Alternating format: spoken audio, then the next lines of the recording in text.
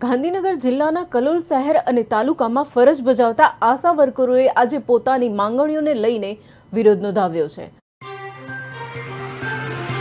પગારમાં વધારો ન થવાને લઈને તેઓ અસંતોષ વ્યક્ત કરી રહ્યા છે। આશા વર્કરોએ કલોલ તાલુકાના આરોગ્ય વિભાગ PHO અધિકારી RK પટેલને આવેદનપત્ર આપીને તેમની માંગણીઓ સરકાર સુધી પહોંચાડવાની માંગ કરી। અધિકારીઓએ રજૂઆત ઉચ્ચ કક્ષાએ પહોંચાડવાનો વિશ્વાસ આપ્યો છે।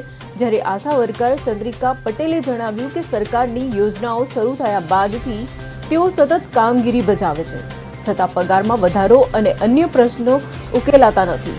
જો સરકાર તેમની માંગણીઓ સ્વીકારશે નહીં તો આગળ ધરણા આંદોલન ચાલશે તેવી ચીમકી ઉચ્ચારી છે। આ સિવાય કલોલ મામલતદારને પણ આવેદનપત્ર આપીને માંગણીઓ અને રજૂઆત કરવામાં આવી છે।